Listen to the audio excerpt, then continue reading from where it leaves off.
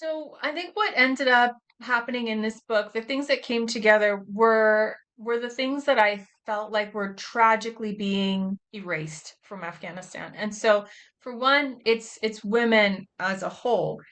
But two, it's the accomplished women also. The idea that women could be engaged in different professions and could succeed and could thrive and could be contributing to that field advancing.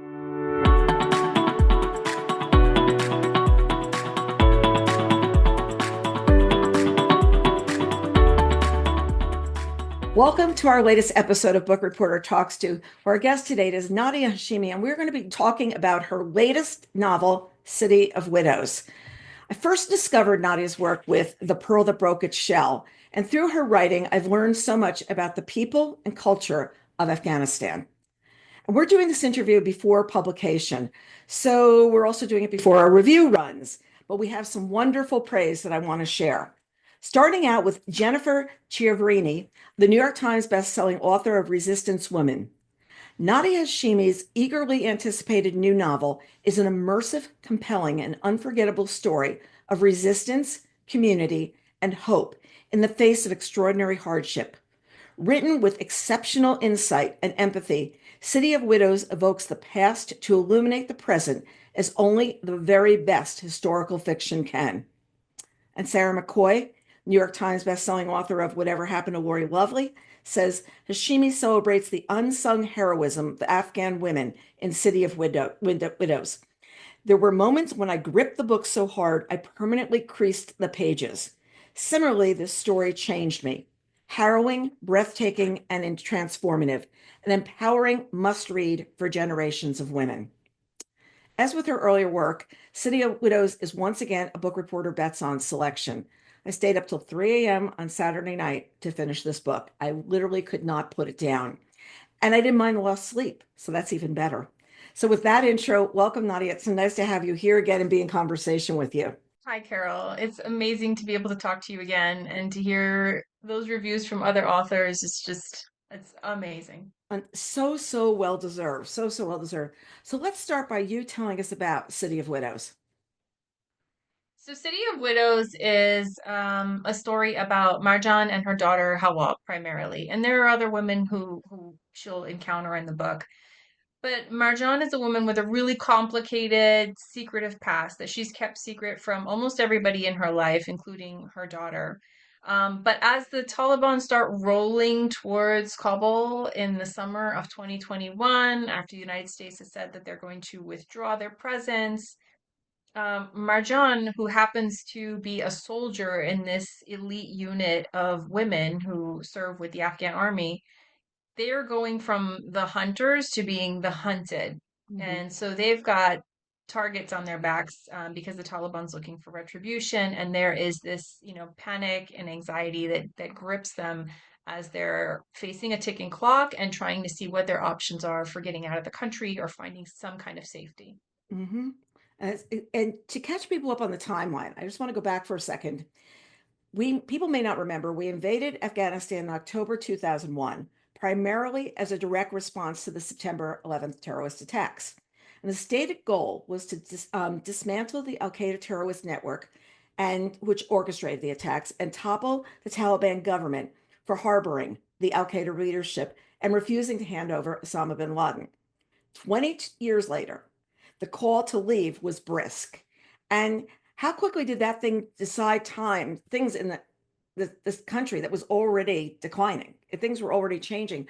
How quickly did we have a reverse of when it was announced, besides the time when everybody was leaving in that August? So even about like let's say 2 years before 2021, that lead up to when the United States said they were going to withdraw, we were like, oh, there's a deal that's coming out between the US and the Taliban. And there was a lot of tension also because the Afghan government at the time was not in the room for these conversations between the US and the Taliban. So and then here comes the news of this deal where the U.S. says it's a four-page document. It's a very simple read. It's astonishing read because the United States basically says, yes, we promise to leave. Please don't attack us as we're leaving, and we'll get you 5,000 of your prisoners out of the jails. Taliban fighters shall be released, and please don't harbor terrorists.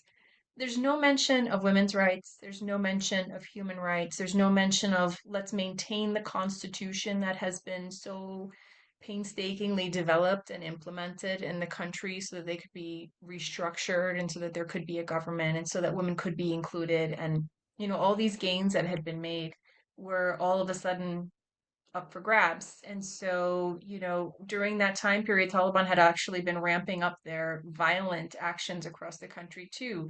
There were assassinations of notable people across the country, judges and activists and the people who were kind of, driving a lot of the change and progress in the country. And so, all the way up to the time where the United States is actually leaving, where it's pulling the last of its troops out, and we all saw these harrowing scenes Mhm. on our phones, on the television screens of the chaos that ensued. And it was definitely a pressure cooker time because even the women that I've spoken to, people thought maybe there was going to be some kind of like a conjoined government where the Taliban would be brought into the existing government. And then all of a sudden it was like, no, there's just a total takeover. Mhm. We're just going right back to what they had in 1996 to 2001 and all these, golden promises that the Taliban had made on international negotiation stages saying, we're different now, we've evolved now, were not true. Yeah. And so here we are with girls unable to go to school past sixth grade, Hmm. with women essentially removed from so many workplaces. The thriving field of journalism has Hmm. been decimated. And there's just been this really slow, steady erasure of women from society. They can't go to parks, they can't go to gyms, they're not supposed to really be heard, their voices are not supposed to be heard. So, here we are. But what's also gone is the energy and the outrage from the international community. And that's really the heartbreaking part as well. I agree because I remember watching the troops leaving that August, and I look at these August 2021, and I find myself thinking of the women who you've portrayed in your work. And at what point did you decide you wanted to write this story? At what point did you say, I'm going to talk about the city of women? I'm going to talk about what women were like there. So, at the time when we were seeing this whole evacuation happen, a lot of people who were kind of, connected, we were filling out demographic information for vulnerable people on spreadsheets and desperately trying to get into the hands of State Department officials or our Congress people or just trying to see like who can we help evacuate from there because there were a lot of at-risk people, Hmm. people who had worked with the US government, women activists in particular, women who had served as judges or in parliament, and so this was, sort of happening. And then I ended up working on a psychosocial program for the Afghans who were evacuated to the United States. And so there were these families, there were all these children who were like, we want to go to school. They were so excited about the United States. They were like just bubbling, even though they had just lost their homeland and were showing up with very little. They had like almost nothing to their name. But that time period was very raw. And I had people asking me then, are you going to write about this? And I was like, we're so in the thick of it right now. We're gathering donations of furniture to try to set people up in a little apartment, to restart their lives, to figure out how to enroll kids in school. So at that time, it was just my head was not around, writing the story, but the events are there, the story was there, and as things sort of, started to settle down, I figured I would write something about it, but I didn't know what it was going to be, like where do you even begin? Hmm. And then I started, things pop up, and here comes this, little article about women who were in the military in this little unit, and I thought, that's what I love, is being able to surprise people Hmm. where you think you have an idea about what is an Afghan woman, right? But no, let me show you. Let me show you what I think a lot of Afghans don't even know Hmm. because a lot of these women were keeping their role very secreted. So this is me being able to say, "Hey, let me show you something." Yeah.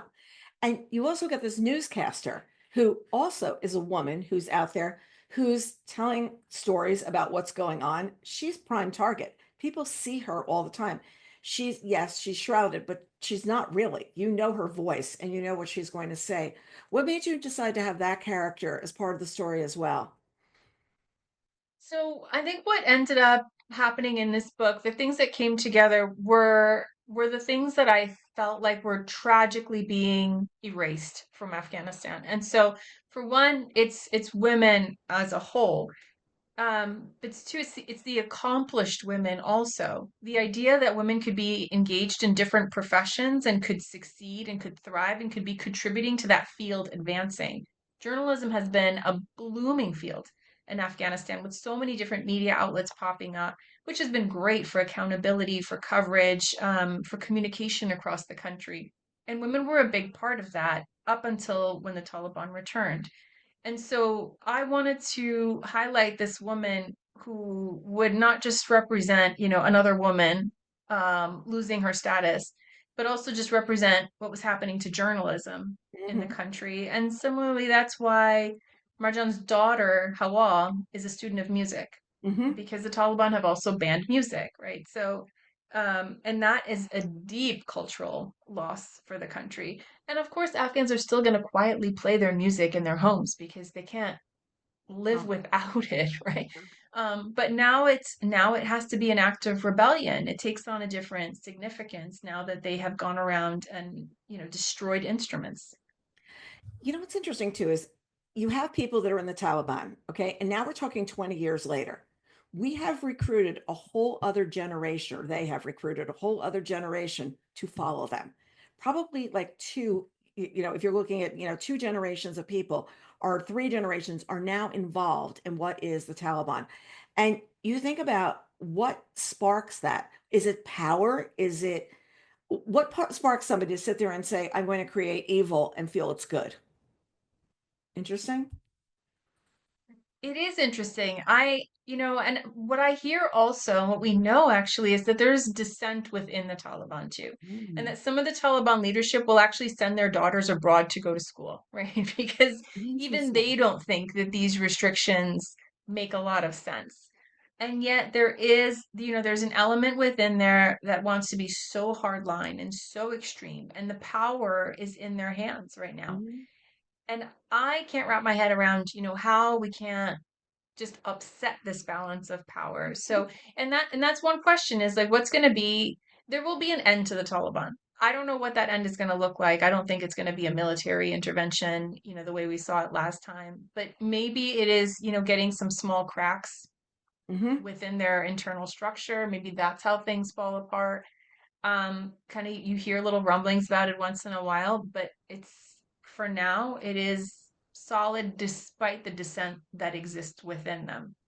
And you're wondering about the next generation coming along. Like here in this country, the millennials are so different from other kids because of what they've been had access to or whatever. Is that the generation, or is that access not the same there, so it doesn't really matter? It's a really interesting question because we see what people in their teens and 20s are doing now. Over there, is that the same kind of a thing, or is it just culturally here what's happening? Because everybody had an iPhone at 11 or 12. Mhm. And that is an interesting thing because and that didn't happen in 96 to '01 when the Taliban were in power. The younger generation didn't have the access to what was happening around the world that they Right. have now, right? So you had 20 years of international presence in Afghanistan for better or for worse. And that allowed a lot of things to flourish and develop. And so you've got a lot of, maybe different kinds of restaurants even within Afghanistan. You've got, banquet halls and hotels that have popped up, and different industries that have come up. And you've got a lot of access to the international world. You've got people who have traveled outside of the country and have come back, and things are being, replicated in the way that globalization happens. Right. Um, and I think that's why the Taliban have had to be so severe and restrictive in what they allow access to. Like, why did they ban books in universities that are written by women?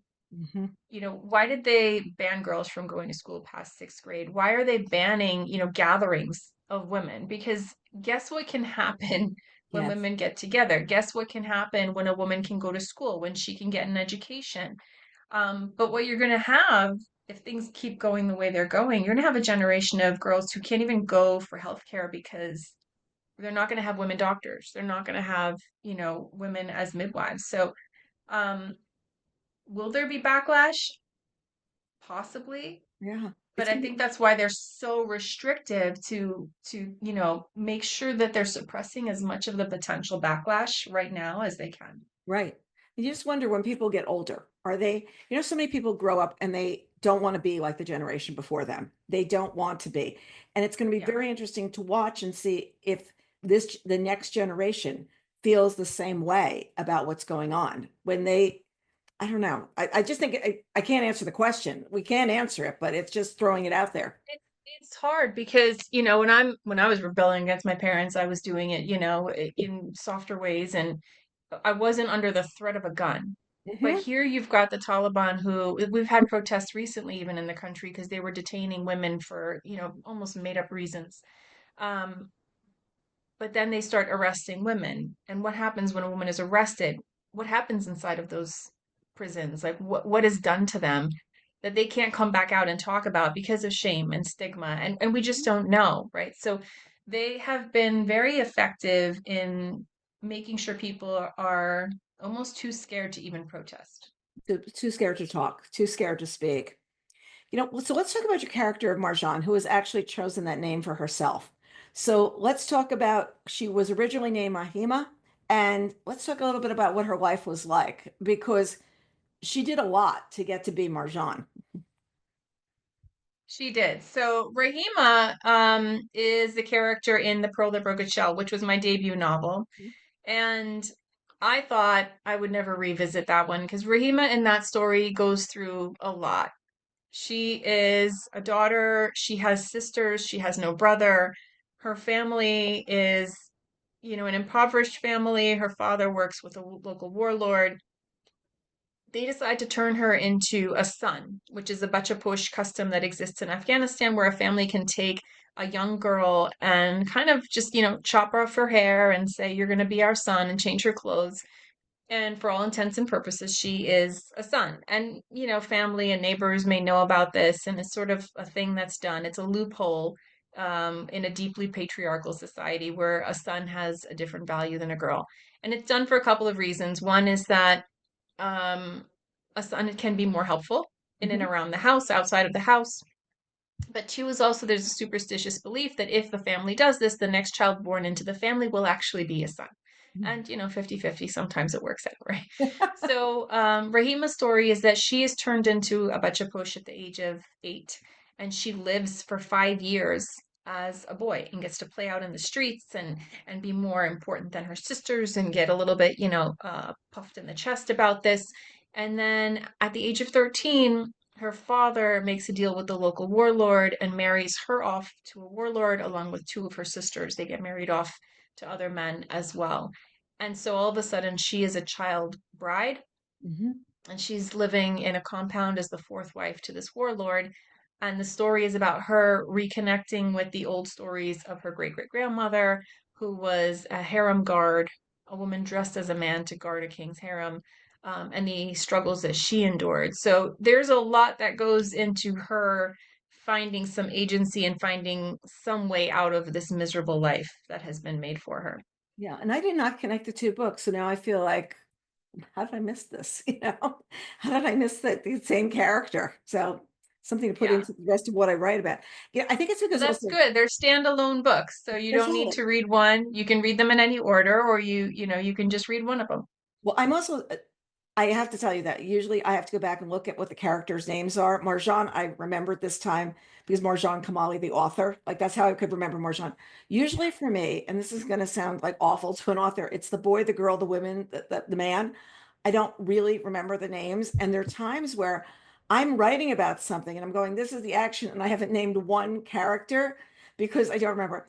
And I remember about a year ago, Fiona Davis made me feel better because she said she does the same thing. And I was like, I can't believe, but I could tell you all about the person and where they go and what they do, but their name, I have to go look it up half the time. This time I did Yeah, remember Marjan. I was like, stuck with me, which is terrible because authors go through all this trouble to name the characters. And I'm just there like, oh, the man, the woman, the boy, the girl. So I'm very forgiving because I have that problem in real life with real people. So somebody came up to the other day and they were talking to me, and I was like, I wish my husband would just come over and say, "Hi, I'm Tom." And then they'd have to say what their name was so that I would have a clue of what was going on. And sometimes I just give the look like, come over here, I'm terrible like that. But I can tell you everything about the person, but I have no idea what their name is. None. So Hawa, her daughter's name is translated to be air. And let's talk about what's special about that name because air is what you breathe. Air is what's all around you. it is. It's not only what you breathe and what's around you, it is also I also see it as like the medium that sound and music travels through. Hmm. And so Hawa for me is sort of like the connection to the music, to the sound, to this, vibration that we send out into the world, the ripples that go out into the world, and that's what children are, right? Like that is what's coming. That's what's being sent on the way. Yep. Hawa's also it's the equivalent of Eve. Hmm. And so there is, she is this child who does not know her father because her mom escaped from her father. Hmm. Um, and so she is sort of like a first in of her own story, and she's a re-beginning. And so there's a lot of things that I think, but what I love about names of individuals or titles of books or anything that is a name is that everyone can find their own interpretation of it. Hmm. And so, what might be my interpretation of it or the ways that I look at it, I know people will have their own ways of looking at it too. That's the reason I love these interviews because I love to hear what authors are thinking that they're doing. And then readers have a chance to say, wow, that's what they were thinking. This is what I was seeing for book group or whatever they're, having conversation. At one point, Marjan is upset with herself about making, she says, the same mistakes with her daughter that her mother had made of her. And how many mothers feel that way? But the consequences are so different from where you live. And here, if you make a mistake raising a child, it's not like you're putting the child's life at risk. And here, she's worried, did I put my daughter at risk by anything that I've done? That's the way I was seeing it. Was I missing something about what she was worried about that she did with her child? No, I think you're right. I mean, the stakes are just, especially at this time in their lives, the stakes are really high, and Marjana's chosen a job for herself that she can take a lot of pride in, but it's also very risky. Hmm. It Yeah. comes with, risks of what happens. She's fast roping out of helicopters in the middle of the night. That's risky. But whatever risks she's taking on for herself, she's also exposing her daughter to the possibilities of what might happen if things go wrong in her life. And And in some way, we all do that, right? We're exposing everyone around us to the risks that we take. But her calculations have to be, what does she do? Does she, give herself a very, very quiet life and make only the safest possible choices, which may not really give her daughter, what my son is always talking about, low risk, low reward, mhm, so yeah, yeah, so yeah. but she's not that type of woman. No, no, she's not. And it's interesting because at one point she's living with two girls that are in college, two young women that are in college. Something happens to her, they're watching her daughter. And then she goes home, and those women's families make decisions for them. Like, don't do this anymore. Come back, be safe. And I think she questions at that moment, I'm not being safe. Like, what am I doing to my daughter by not being in a safe position? But it's something I need to do. And you see this dichotomy that's going on with her the entire time of how do I feel? Should I feel that way? Should I do this? What will it mean? It's really, really, in the prologue, Hawa also says, my mother has made a lot of enemies in her life, but I'm the reason we're in danger. And what must it be like to be a child who knows that she's one of the reasons that they're hunting her mother? That prologue, I wrote that prologue, and I didn't have the rest of the story written, and I didn't really know how I was going to get to that moment, but I could see that moment. And that was sort of the storyline that I wanted. And so I started from that and then, tried to find my way to that place. And I think what I did see, I went to Afghanistan once in 2003, and what I remember are that the children did not seem to be children so many times. Like you would see a child who was running a shop in the street, very capable, very, because they were stepping into shoes that were way too big for them, but they were able to carry it. Hmm. And that was just by necessity, what so many children were doing. And we see that here too in the United States. I mean, sometimes there is this parentification of children if they're just placed in roles where you have parents that are either not present or not capable or whatever might be happening at home. You see children who are just sort of forced to step up, and they Hmm. do. Hmm. And that's what's happening with Hawa in this story. She's a child who gets it. As much as her mom has tried to like bubble her and protect her, but she can see things just like my kids can see through what I'm doing sometimes. and Hmm. and they, call me out on what are you trying to do, mom? We know what you're talking about. Like, you know. So that's what she is. She is a very astute young girl. And part of her frustration and why she and her mom kind of butt heads is that her mom is not letting her in because she's trying to be the protector. But Hawa is like, you can let me in a little bit. I need Hmm. to know what's happening. Yeah, when she does really tell her later, it's like, wow, like, okay, now I get why you're really scared. I get what's really going on. It's just not me just being a child. Let's talk about Mina Nori, who's at Metro Media. So she's this broadcaster. She's got an interesting seat from which to tell the story. She's sitting in a place that really she can sit there and tell. Did you always want someone to write from this perspective? Did she come up to you as a character early or as the story evolved? I wanted to. So this was a moment that was like headlines, right? Afghanistan was headlines for this Yes. time period. And so I wanted to be able to talk about like what were the events that were happening in the country. And I thought, well, it's such a flourishing journalistic field. Like we've got so many Afghan journalists, and that was so important. So I thought, why not have an Afghan journalist kind of just report the news? But as I was writing the story, Mina kind of took on more and more life. Hmm. And I was like, I need to follow her Yeah. through, and I need to know, I need for her to do more than just report the news to me. I need to hear from her like what it means to her and what is this doing to her life. Right. How does she actually feel about what's going on? You know, at one point, there's talk about what's coming. And it's these lines: the past is our future. The days ahead will reveal how dark our world will become, how much will be lost. I pray for your safety and well being and will continue in my duty to report the truth. When our so called saviors have all left, when the dust of those plains have settled, may God leave us with some dignity. And that's what she's saying. That's what she's reporting. And I feel like this book is lending such a perspective to what happened in that last year, what happened in those last months, because I think we saw, but I don't think we had the complete perspective of what was going on. And I No, feel it like, almost felt like we were, well, there's the end of that episode, and then you just look for a new show on Netflix. yeah. Um, but it has continued, right? And there are people who are still living under those circumstances. And that's not to say that everybody is waking up to, a brutal day. There's still people who are finding joy in life. There are still families who are finding small celebrations. There are still people getting married and having hope for a future.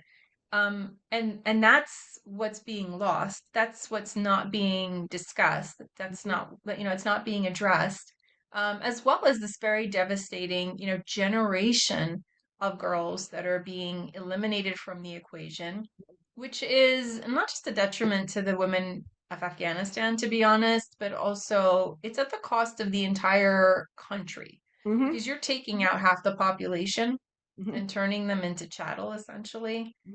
That's going to harm families. It's going to harm the economy. And it changes the perspectives for young boys who are growing up. Everything will be affected.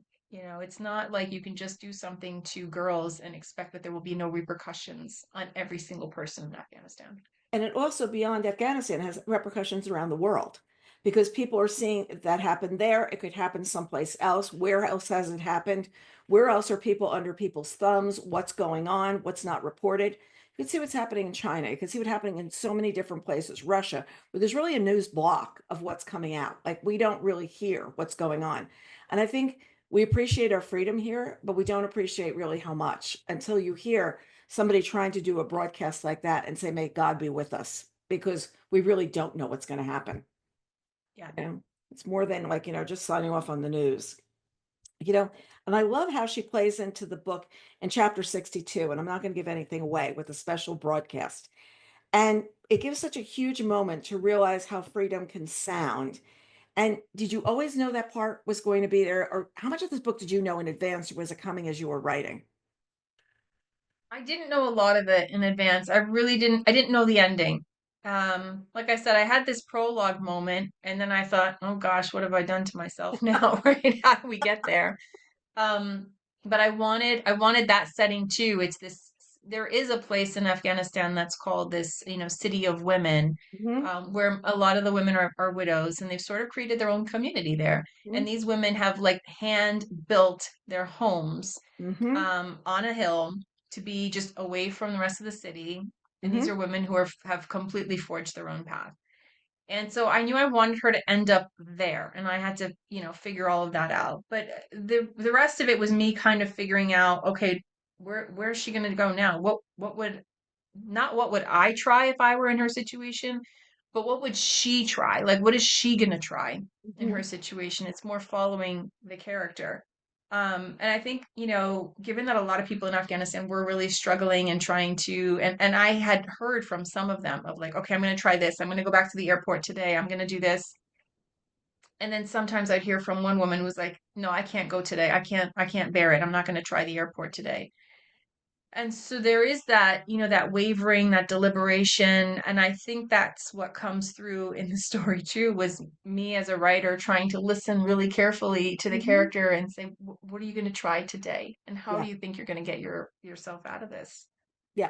What do you think you're going to do? And panic is driving a lot of the decisions too. Like people are racing to get married because that means that their husband gets out, they will go with him. And there are all these, you bring up so many different tiny ways that this is all being affected of what to do. And it's feel like women are dealing with a bad hand no matter what. Like decisions are being made for them, whatever. And I think you do such a good job of bringing that across of like, this is what these people are going through. This is what, is happening with them trying to have a hand in it, but do they really? Like, Yeah. where's that hand? Is that hand going to be slapping or pulling you through? Um, Yeah. You never want to be making choices in your life out of panic and no, anxiety no. and the threat of your life, right? It's not a Yeah, comfortable place to be operating out of. And we wish that on no one. right. It's true. And, also let's talk about the City of Widows. It's got a long history. There's been there, for a long, long time. So what these women put this together, she ends up there, she gets to this place, and there's still a trial to get in. Like, are we going to let you be part of this? Do we trust you? There's this feeling of, do I trust and will I allow, that goes on through the book, trusting and allowing on all sides. So there's a place called City of Widows. There is, and this is another where, I found there's little, journalists, God bless them, will go to these like small places and find these really human stories, right? Where it's not just like, this leader says this and this leader says that, but like find us the real human stories. And I loved this little, place that really exists. And I don't know what shape it's in right now or but I just imagine these women, who are these women? If I think about this town that literally they talk about them constructing their own homes, and then police officers would come and knock them down because they would say, well, you don't have the right to build here. And then they would have to pay them bribes and then rebuild the structure that had been Mhm. knocked down. So these were very, very persistent women who were living kind of a fringe existence. And they would have to be protective of their community because they had built it with their own, blood, sweat, and tears. Mhm. And they would have to be a bit suspicious with someone else just showing up, Yeah, especially at this time. With yeah, all the turmoil happening in the city kind of down below, they would have to be on guard for what's coming, up the hill, literally. yeah. Literally, like who's, and when she gets there, it's what's the special knock? Like, how are you going to get in? Are they going to let you in? Nobody's saying, gee, drop me off in your, a taxi at the City of Women. Could you just drop me off here? And you're basically walking down the street trying to figure out where's your entry point? Where do you get in? And I found that so interesting because it's not like there's a lot of walking that goes on in this book. There's a lot of can you get there? Will you get there? And it's building up the tension. Does she have enough money if the taxi has to go further? So there's this constant tension that you feel like people are actually feeling on the ground. And these were the real stories that I was hearing. I mean, because I had a cousin who was in Kabul at the time trying to get through to the airport. And it was like, we'd get little updates like, oh, none of the ATMs are giving out money. People are outside of the bank. The banks have kind of locked down. There's no more like, and so all of these little things, and then including, the explosion at the airport. Oh my gosh, is everybody okay? Like, what happened? So all of that we'd been hearing sort of found its way Yeah. into the story because I think it's what when you get past the headlines, it's sort of the more micro events in people's days that inform you like what kind of stress this must have caused. Like, Hmm. okay, if you weren't at the airport and you didn't have to face that, but you can't get money out of your bank account and you're worried that your entire whatever you've saved might just be locked up or lost. And then you hear that the president is taken off from the country. What do you do with all of that information? Like, how do you make your next set of decisions when that is the context? And you know what's true and what's false. And then you're trying to power up your phone, something so simple, and the generator doesn't have enough gas. And they're not going to let you do more than like 4% on your phone or 6%, which is enough to get one text or one call. And who's it coming from and what's going on? You just sit there and you're sitting back and you're going, wait a second, what is exactly the day-to-day worry? Forget the bigger worry of getting on the plane. It's how you're going to get to the airport, who you're going to, the Taliban running around. They're always on their trucks with their guns off the back of the truck, like running. And you've got that like right there. It's like we may not even let you get to the airport. Yeah. Yeah, but the panic, and that's you definitely feel the panic of what's going on. And there's a lot of walking. There's a lot of taking this small child because she's still a child and saying, Yeah. "This is what we're going to do," and then trying to figure out when you really involve her and say, "Okay, this is the plan, and this is what we're going to have to do, or we're not getting out of here." Mhm. Yeah. Yeah. So, so then we've got musical that's playing it's such a beautiful role in the book. What does music mean to you, and do you play music? I don't, my parents were so good. They put me in piano lessons, then I switched over to the flute, and that was when I was in New Jersey. And then, kids just, I wasn't like other kids where I don't want to do this anymore. So I gave up playing music and now I'm trying to, keep my kids in it. Not going great, but we love music. And music is an important part of like everyday life for us, but also like I can't imagine a wedding without music. Hmm. I cannot imagine a family gathering without music. We usually have family gatherings for holidays, and I've got one uncle who's got a really nice singing voice, and he's, kind of self-taught, so he'll play the keyboard. There's always somebody in the family who knows how to play the drums, and so growing up, we would have family parties where people just gather around, sitting on couches, on the floor, wherever, and two people would just play some music. And it didn't even have to be like amazing, but they would just play all the songs that everybody knew and everybody would kind of sing along and people would dance and that's such an integral part. Like I remember the songs that my parents love. It is the poetry of, the Rumi and all of that stuff of the other Afghan poets. All of that has been converted into song.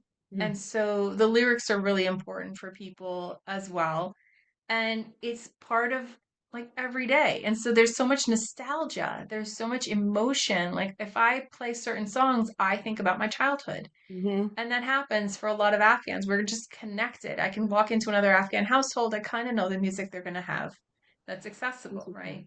Yeah. And so to say that this is not allowed anymore Yeah. is such a blow culturally to the identity of Afghans because music is so important to us. Like, how do you have a national dance if you don't have the ability to play music? Hmm. Right. What is your dance then? What becomes of your dance? Do you not have a national anthem? Do you not have something that you play when the important person comes in the room? It's Yeah. Yeah. I mean, we literally have soundtracks to music, to movies, because that's our life too. right, Like right, life plays with a soundtrack behind it. The right. songs of the 80s, like that's just such a soundtrack for us, right? And so um it's really the country, the people being robbed when you tell them that you cannot have this anymore. Yeah, because it's like a soundtrack of your life. I went to see Paul Simon a couple weeks ago, and I've been following him since like 1970, 69, something like that. And to hear the songs that were the songs of your life going through, but seeing them reinterpreted is really interesting to see it's not just a guitar, it's a full orchestra, it's a full whatever behind. And to Yeah. see how a musician can and reinterpret. And you lose that if it's just like this is what it's going to be, or it's not at all. It Yeah. becomes something completely different. I had a couple of the women who were in the orchestra. They actually played at the Alexandria Symphony Orchestra here locally. And so me and my husband, we got tickets, took my parents, and the Alexandria Symphony Orchestra was playing some music from Afghanistan. And then they brought in a young woman and a couple other musicians too. This one young woman who helped actually with the writing of this book. She was one of the people I interviewed. She's a musician who also was a conductor of this orchestra. And so she got up there and she conducted the Alexandria Symphony Orchestra. And it was, sort of this one event. And afterwards, we went into the hallway to go find her and talk to her. And my father went to speak to her. And I remember he was so overwhelmed with emotion that he could barely get words out. Wow. And and I looked at her and I'm like, you don't know what you've done because, here is this man who left his country so many years ago and he's got tears in his eyes because he just watched you stand up and conduct this orchestra to play a song that he knows that he can't even remember the first time he heard it, but it's in him. And to have that be able to be available here for you to be able to have that access, it's your children, it's your family being able to say, oh, I know that and I remember that. I remember that and it was a big part of who we were. Yeah. Culture, returning to your culture, who your culture is something that unless people are really thinking about it, um, you have to know where you're from to know where you're going in a lot of ways. Whether you're Yeah. overcoming where you were or you're happy with where you were, whatever, you've got to sit there and understand where you came from, where your family was from, where your roots were from, and what happened in order to go forward. I always feel that way. And whether you go forward in the right direction or the wrong, you need to go from where you came. Yeah. Yep. So Absolutely. make mistakes, make mistakes. It's okay. Book, okay, we've got chapters. They're 2010, 2012, 14, 2021. 2021's got a countdown, August 1st, blah, blah, blah. We're moving on. Did you always know you were going to structure like that, or did you write all of one section and then go back? Like put in the different years. Um, no, I was sort of writing back and forth, and I would, run through 2021 a little bit more and then go back and catch up, and then it was literally like taking, where you split a deck of cards and then you try to pull them back together. So then it was sort of arranging the chapters and saying, when is she going to flash back to this part of her life, and how are we going to follow her early story to figure out how did she get to be this woman who's in the military. Yeah, yeah. So that was a little bit of a puzzle because there are quite a few pieces up in the air to kind of figure out what is this chronology going to look like. Yeah, what's the chronology? Because every once in a while I'll be looking and I'd had to look at the date at the beginning and go, wait, we're in 2010. And then sometimes I go, wait, we're in 14. Okay, that now I'm understanding like, where we're doing. And then 2021, I always knew what was going on. It's at one point she buries a story, Mina buries a story. She buries a news story. And she's doing it to keep people safe. And you think about what the hand of a journalist is to not only to tell a story, but to decide what needs to be told sometimes that could harm others. And I thought that was a very interesting moment as well. When we have so many questions about media here, what's told, what's not told, whatever. Or is it one-sided? Where is everything one-sided? I mean, there's so many discussions. And then you're sitting there saying, she decides to keep the story secret. It's better to do that. Interesting moment. That's a really tough one, right? Because we want to live with this irrefutable truth that we have to know exactly what happened. and the truth is the best option, and there should be nothing less than absolute truth. Um, but sometimes the truth can be more dangerous. There were news reports in Afghanistan, even years ago, that there was a lot of sexual assault happening in certain levels of government, for example, or I mean, you have it here too, right? If a woman is sexually assaulted, should we blast that out and let everybody know? There's a lot of stigma that comes with it too. Right. It's got to be the woman's choice, right? Like there's a lot of things that we have to take into account. Because then do people start saying, well, these are not safe places for women. We need to pull women out of these situations when women have had to work really hard to get to certain positions. So in Afghanistan, the stakes again are just much, much higher. Hmm. And so Mina has to make certain decisions that she is really uncomfortable with because as a journalist, she wants to get the story out there. And Hmm. she doesn't want to be on the side of burying anything, but she has to calculate and say, well, what is my best option in a rock and a hard place? And we've seen that happen over and over again. And that's why you've got stories that come out where the women's faces are blurred, Hmm. where their identities are obscured, they're not going by their actual names, so that there can't be a backlash that not only affects them, but their family members as well. Hmm. Who's ever left behind? Who's ever left behind? In your dedication, you say to the Afghan daughters, to the ones who inspired the story, to the girls with wild dreams and the mothers with extraordinary grit, to those who fought for their futures and those who continue to resist, may you never stand alone. And that's really beautiful. And I feel the lives of these three women and girls are such a part of you. Was this a very difficult book for you to write? It was, it was one where I was definitely with like a seat of my pants, kind of trying to figure out like where do we go? What do we do? It was a little bit of a struggle every step of the way, but I think that's what books are supposed to be, right? You don't want something that's easy and kind of plays itself out a little too fluidly. You want to struggle for the story, because I think that just reflects the tension that's Hmm. there, and I wanted this to reflect the actual tension.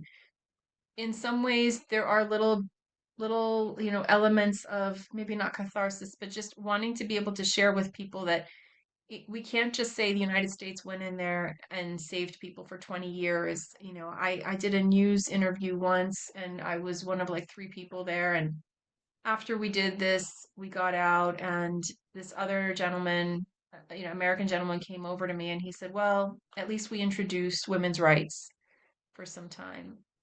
And I said, we didn't introduce it. Like it was there before, but that is, there is this very, myopic view Hmm. and this very, exceptionalist view that we're the ones who introduced all the good things. We were helping to eradicate all the bad stuff. Whereas, there is history there. There is muscle memory to women's rights in Afghanistan.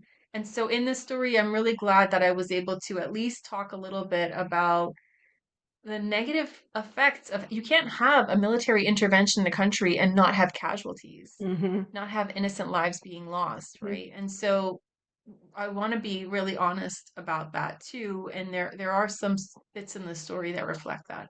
Yeah, and it's also trying to get out. It wasn't really simple to just go to the airport and say, "Hi, I should be on this list. I should be able to go." It wasn't. Yeah. There were people clamoring at those gates trying to figure out what to do and who's going to get picked and who's not. At one point, they said that a baby went, but not the rest of the family. Like the family's going to have to go try to find the baby. And you know how quick children change.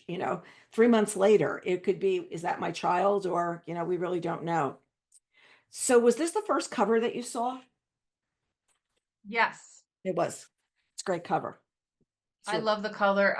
So the cover, I'm so happy because I don't give input into like what the cover should look like, and because I'm just it's not me. I'm not that kind of visually creative person to do that. And I love what Mumtaz Mustafa has done with this cover. But I had in my head been like, I really love Lapis, and it would be really cool if something happened with Lapis. And then they show me the cover draft, and I'm like, how did she know? Because she essentially used like lapis. It's hard to tell on the screen, but it's just like little flecks of gold, um and that's what the stone looks like, which is like the quintessential stone of Afghanistan. So I love this cover. I think It's the design beautiful. came out great.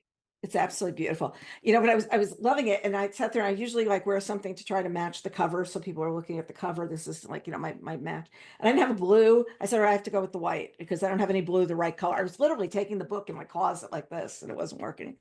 So the audiobook of City of Widows is narrated by Mozan Navabi, who also did The Pearl Broke Its Shell and Sparks Like Stars. What about her narration works for you? There is just this certain like grit and depth to her voice Mhm. that for me, I can hear the story in her voice. Mhm. And she is such an accomplished actress as well.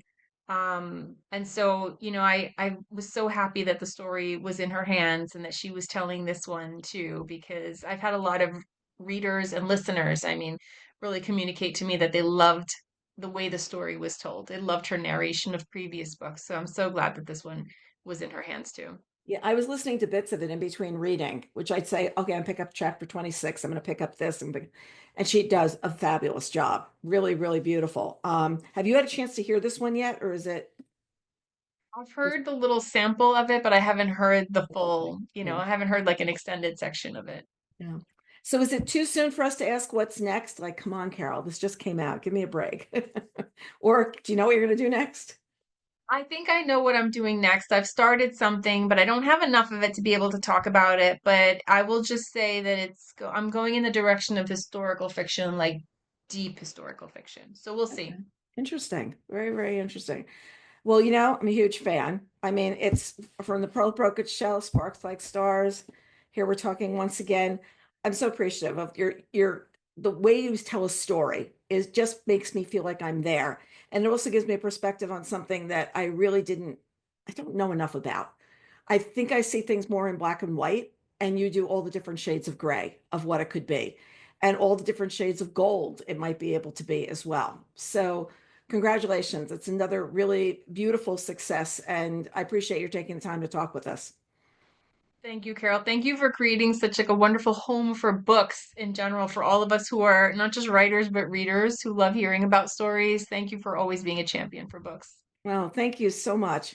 And to our readers, we look forward to seeing you next time on Book Reporter Talks to.